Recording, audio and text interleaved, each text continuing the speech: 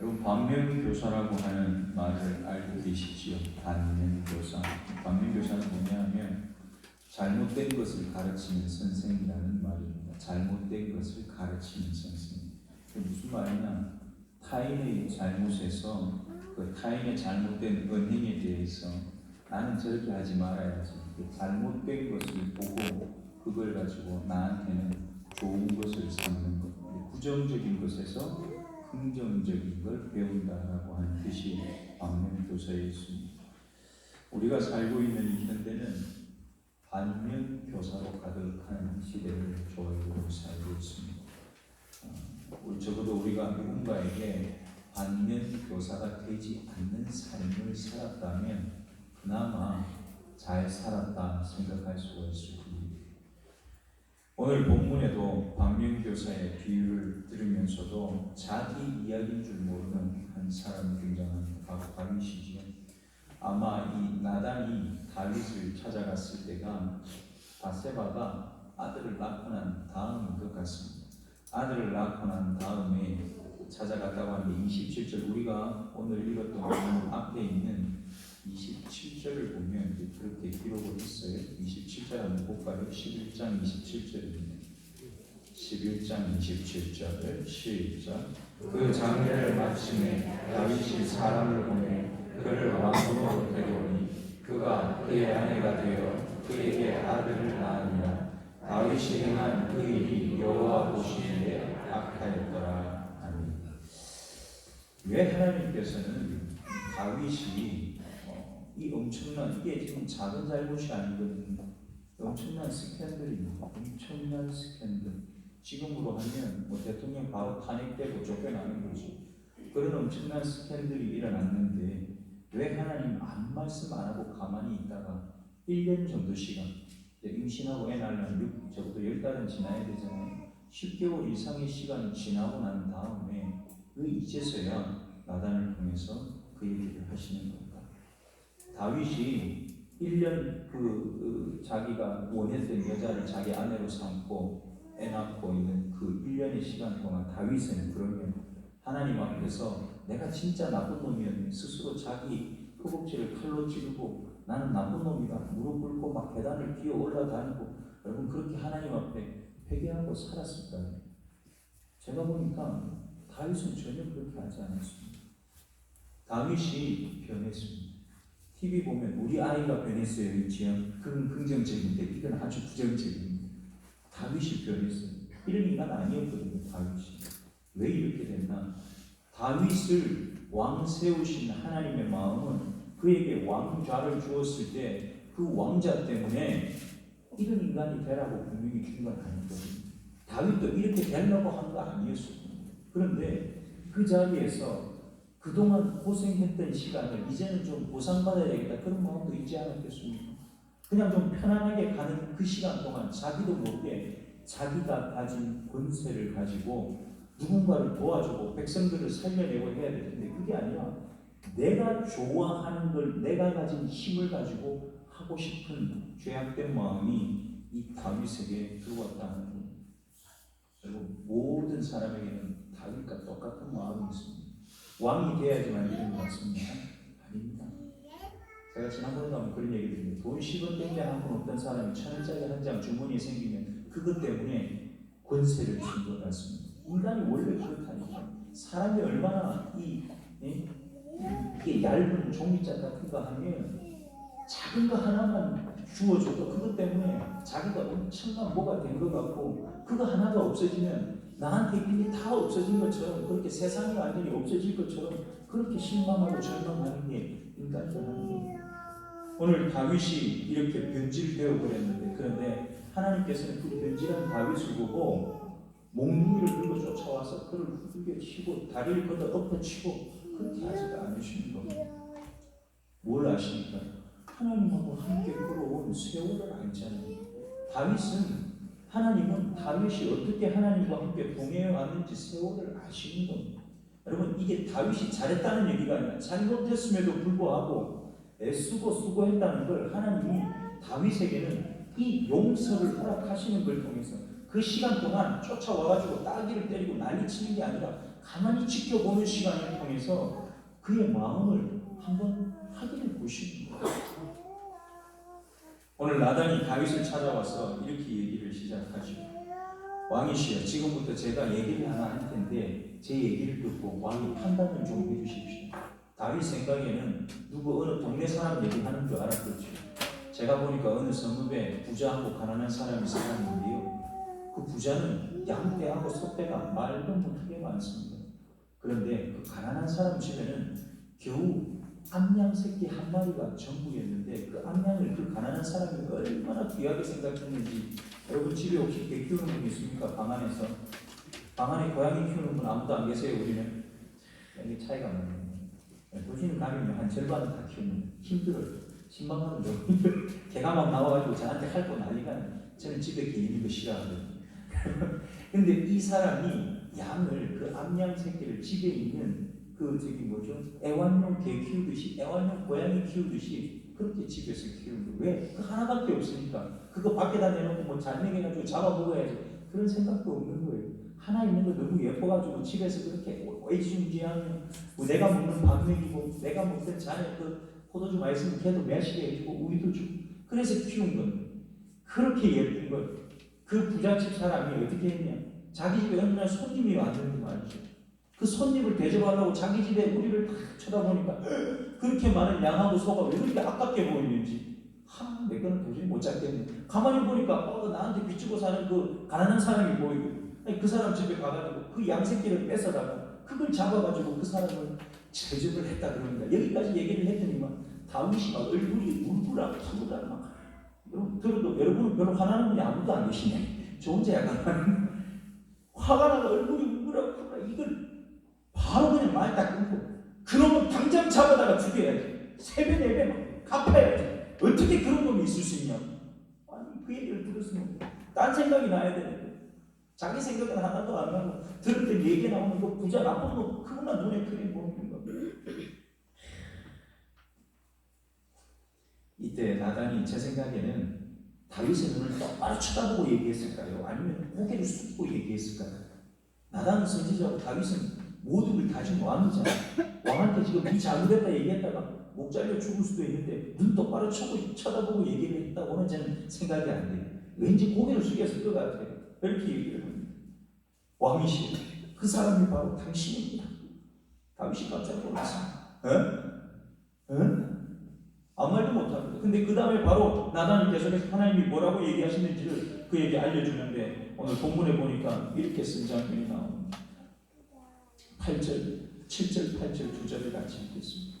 7절, 8절 같이 읽습니다. 시작. 나단이 다윗에게 이르되 당신이 그 사람이라 이스라엘의 하나님 여호와께서 이와 같이 이르시기를 내가 너를 이스라엘 왕으로 기름 붓기 위하여 너를 사울의 손에서 구원하고 내 주인의 집을 내게 주고 내 주인의 아내들을 내 품에 두고 이스라엘과 유다 족속을 내게 맡겼느니라. 만일 그것이 부족하였을 것 같으면 내가 내게 이것저것을 더 주었으리라. 아멘. 다윗이 이 말을 듣는데 얼마나 가슴이 철렁 내려앉았을까요? 내가 미쳤었구나. 왜 그때는 미쳤는지 모르고 지금 이제 하나님이 그 얘기를 하니까 내가 미쳤었구나. 시간이 1년이나 지나고 난 다음에 내가 미쳤었구나. 이제 그 생각이 드는 거예요. 여러분, 저와 여러분이 이 땅을 살면서 하나님께서 우리에게 뭔가 말씀하실 때에 그 말씀을 듣고 내가 미쳤었구나. 그 생각들은 복을 누리시기를 축복합니다. 하나님이 해주는 얘기를 듣고 내가 미쳤었구나 아는 사람은 복된 사람입니다. 말하는데 못 알아들어서 딱이 맞고 엉덩이 맞고 내팽개치고 허리를 부러뜨리고 그래야 알아듣는 게 얼마나 답답한 사람입니다. 여러분, 그런 사람이 제일 복이 없는 사람입니다. 어찌 그렇게 사는 겁니다. 하나님 말씀하실 때에 알아듣는 복이 저와 여러분에게 가득하기를 간절히 소원합니다. 진짜 부족했네. 내가 부족했으면 더 줬을 거다. 이게 하나님 마음인 거예요. 그런데 그 다음 보니까 하나님께서 무서운 얘기를 다윗에게 하십니다. 10절 말씀, 우리 11절 말씀 드리겠습니다. 10절과 11절 두 절입니다. 10절과 11절 시작. 이제 내가 나를 업신여기고 햇사람 우리아의 아내를 빼앗아 내 아내로 삼았은즉 칼이 내 집에서 영원토록 떠나지 아니하리라 하셨고 여호와께서 또 이와 같이 이르시기를 보라 내가 너와 내 집에 재앙을 일으키고 내가 내 눈앞에서 내 아내를 빼앗아 내 이웃들에게 주리니 그 사람들이 내 아내들과 더불어 백주에 동침하리라. 아멘. 이제부터는 네 집에서 칼이 떠나지 않겠다. 하나님께서 다윗에게 저주의 말씀을 주십니다. 내가 너와 네 집에 재앙을 일으키겠다. 네 아내들을 내가 다 뺏어다가 네 이웃에게 주는데 그 이웃이 네 집 꼭대기 위에서 온 사람들 다 보는 데서 네 아내들하고 동침하게 될 거다. 여러분 이 일이 일어났을까요? 안 일어났을까요? 권사님 맞습니다. 일어났습니다. 우리가 이제 나중에 가면 또 다 나옵니다. 다윗 집에는 이 일 이후로 칼이 끊이지가 않아요. 형제들끼리 싸웁니다. 죽이고 죽습니다. 그 죽음을 아버지가 돼가지고 정리한다고 잘 정리한 것 같은데 잘 정리를 못했습니다. 그랬더니만 가장 사랑했던 아들 압살롬이 이따개졌습니다. 얘가 아버지한테 반역을 하고 자기 아버지를 몰아내고 지가 왕이 됩니다. 거기까지도 괜찮습니다. 금방 했던 얘기 칼은 이미 그 집안에 가득하죠. 다윗의 후궁들을 그 왕궁 꼭대기에다가 침소를 만들어 놓고 온 백성들 다 보는 앞에서 거기서 그 후궁들을 겁탈을 합니다. 하나님 얘기하신 대로 다윗에게 그대로 다 이루어졌다는 겁니다. 근데 지금은 그게 이루어졌습니까? 안 이루어졌습니까?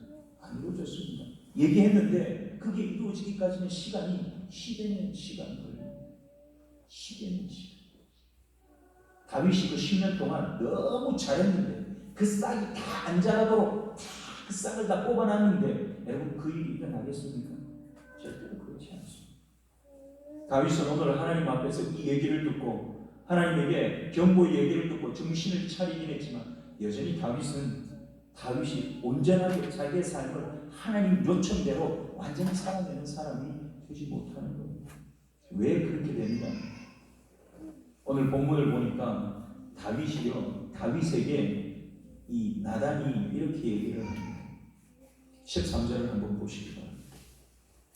다윗이 먼저 고백을 하고 나단이 얘기를 하죠. 13절 같이 읽습니다. 시작. 다윗이 나단에게 이르되 내가 여호와께 죄를 범하였노라 하매 나단이 다윗에게 말하되 여호와께서도 당신의 죄를 사하셨나니 당신이 죽지 아니하려니와. 아멘.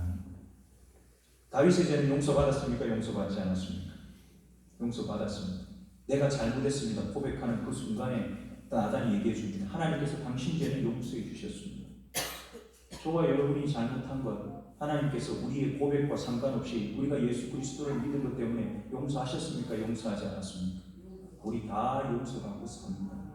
다 용서받고 살고 있습니다. 그런데 왜 하나님이 앞에 하신 다윗을 향한 저주는 단 한 가지도 다윗을 비켜가지 않고 다 다윗의 삶에 그대로 다 이루어지는 겁니다. 용서하셨다는 것. 용서하셨다는 것.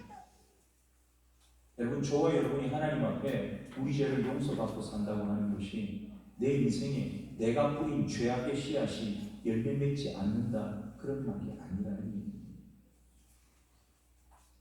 우리는 다 용서받았는데 용서받고 사는 내 모습이 진짜 그 용서라는 은혜를 받은 사람답게 살고 있느냐?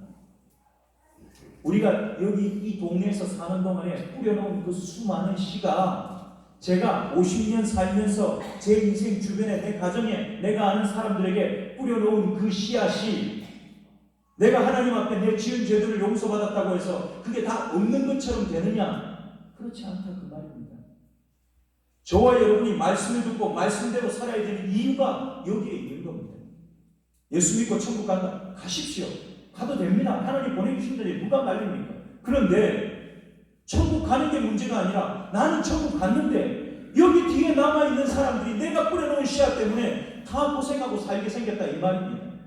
예수 믿는 저와 여러분이 예수 믿어서 천국 가는데 우리가 뿌려놓은 씨앗 때문에 우리 다음 세대가 망한 삶을 살게 되었다 이 말입니다. 여러분 그게 우리가 행복해야 될 그 이유가 되겠습니까? 내가 천국 가니까 나는 괜찮다. 그렇게 하면 살면 되겠지 이 말입니다. 그렇게 살면 안 되는 거거든요. 왜 하나님께서 저와 여러분에게 네가 똑바로 안 살면 절대로 구원시키지 않겠다 그렇게 말씀하지 않으시는지 아십니까? 우리는 죽어도 깨나도 구원받기에 합당하도록 똑바로 못 살 존재들이기 때문에 그렇습니다. 그래서 예수님 죽이신 거 아닙니까? 그래서 우리가 구원받은 거잖아요. 대단히 중요한 얘기입니다. 우리가 천국 가는 거 좋습니다. 그런데 천국 가는 저와 여러분의 삶이 이 땅에 사는 동안에 이 땅에도 좋은 것이 있을 수 있도록 우리가 씨를 뿌리고 살아야 한다. 그게 하나님 우리에게 하시는 요구사항입니다. 이미 너는 천국이 예정되어 있고 이미 너는 그걸 네 걸로 지금 누리고 있지 않냐? 제발 그 표를 내고 살아달라. 그게 하나님이 저와 여러분에게 하시는 말씀이라는 겁니다. 오늘 나단이 오기 전까지 다윗 입장에서는 완전 범죄했다고 생각했을 겁니다. 아니 머릿속에서 좀 사라졌을지 모릅니다. 내가 그런 일을 했다는 것 자체가 어떻게 그런 일이 머릿속에서 사라질 수가 있습니까? 자기 부하 장수를 그렇게 충실한 사람을 죽이게 만들고 그의 아내를 자기가 범하고 그리고 그 여자를 내 거 만들기 위해서 그렇게 죽여 어떻게 그게 머릿속에서 사라질 수가 있는지 이해할 수가 없습니다. 근데 우리가 사는 동안에도 이런 일들이 내 개인 여러분 다른 사람들은 아무도 모를 수 있잖아요. 우리가 저기 어둠 속에서 우리 집에서 어디 멀리 가서 아무도 안 보면서 한 일을 누가 알겠습니까? 아무도 모릅니다. 그런데 누가 그걸 보고 계시냐? 하나님이 보고 계신다. 오늘 하나님이 그 사실을 다윗이 저지른 죄악의 현장을 목격한 하나님께서 나단을 통해서 오늘 알려주시는 것 내가 다 보고 이 잘못을 알고 있다. 정신 차려.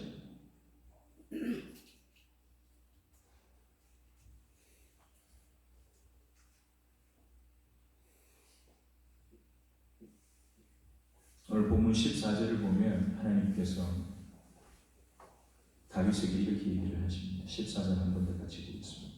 시작. 이 일로 말미암아 여호와의 원수가 크게 비방할 거리를 얻게 하였으니 당신이 낳은 아이가 반드시 죽으리이다 하고 아닙니다. 어쩌면 다윗은 이걸로 끝났다고 생각한지도 모릅니다. 왜 바세바가 낳은 아이가 죽어서 자기가 저지른 그 죄악 살인 교사의 죄가 쌩쌩 퉁치는 거 되겠구나 라고 생각했을지 모릅니다. 근데 그걸로 끝나지 않는 겁니다. 물론 이 아이가 죽은 것은 그 우리아를 죽인 생명에 대한 대가를 그 아이를 통해서 하나님 취해가신 걸 수 있습니다. 그렇다고 해서 다윗이 바뀌었습니까? 안 바뀌었습니다. 인간은 그대로입니다. 인간은 그대로입니다. 다윗이 원래 대단한 존재가 아니라요. 하나님이 다윗을 다듬고 기다려주고 그가 잘못한 걸 덮어주기도 하고 그렇게 해서 끌고 와서 이만큼 된 게 다윗이라고 말입니다.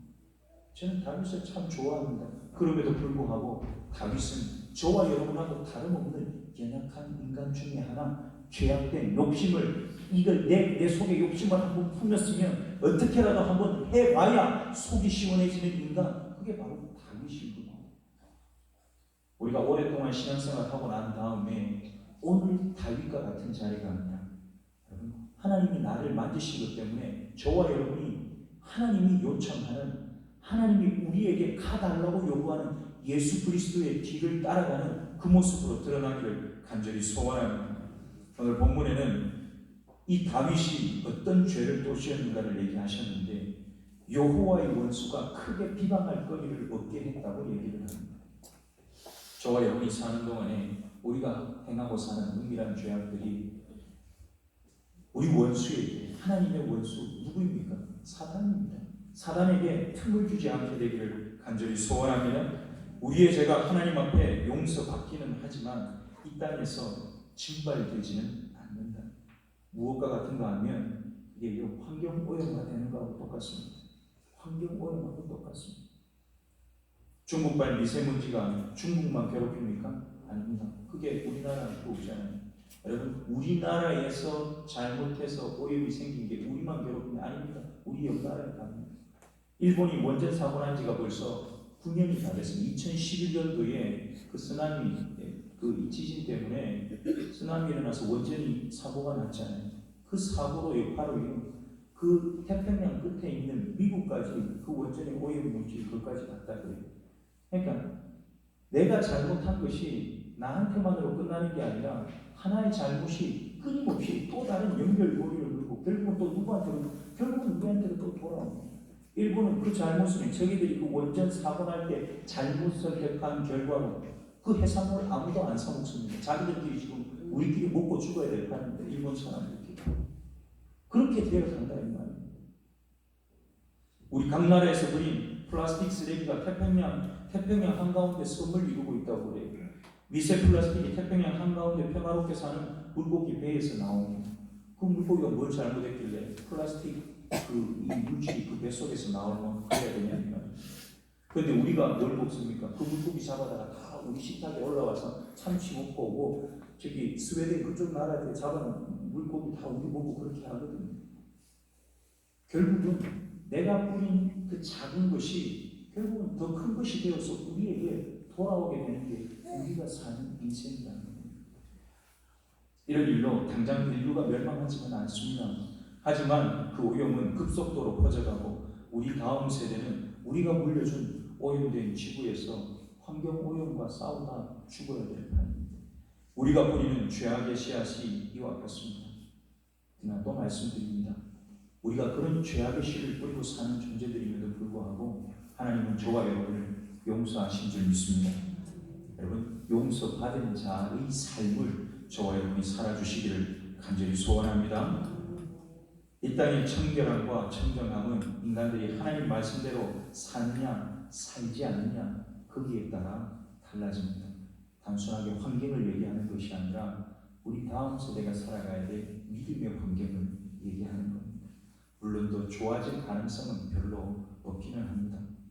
사랑하는 생초교회 성도 여러분, 우리 생초교회가 어떤 성도를 배출하고 사느냐 그것이 그래서 중요합니다.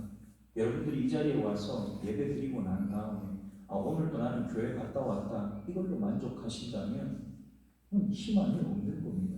우리 다음 세상이 희망이 없는 겁니다. 그런데 그냥 예배 드리고 갔다가 아니라 하나님이 우리한테 나한테 그걸 요구하시는구나 알아들었다면 그러니까 알아들은 것만으로도 희망이 있다 이 말입니다. 우리 다음 세대를 위해서 우리가 애쓰고 수고해야 될 이유가 여기에 있습니다. 제대로 된 생각, 제대로 된 비전을 가진 한 사람으로 인해서 희망의 빛을 온 인류가 누리게 되는 겁니다. 좋은 건 모두 같이 나누게 되는 겁니다. 근데 반대로 엉망이 된 한 사람으로 인해서 그 주변이 전부가 다 엉망이 될 수도 있다는 겁니다. 하나님께서 말씀하십니다. 그 사람이 바로 너다. 네 주변 엉망 만들고 사는 사람이 바로 너다. 하나님이 그렇게 말씀하십니다. 여러분, 저와 여러분이 진짜 엉망으로 만드는 사람이 아니라 엉망된 걸 정리하고 더러워진 걸 씻어내고 거룩함을 하나님이 주신 영광의 빛을 저와 여러분 통해서 이 생초 지역 안에 가득하게 하는 통로가 되시기를 축복합니다. 하나님의 말씀이 우리 양심을 울리고 작은 나의 죄를 크게 보게 만들고 하나님 앞에서 거룩함과 정결함을 우리 것으로 누리게 만드는 복이 되기를 간절히 소원합니다.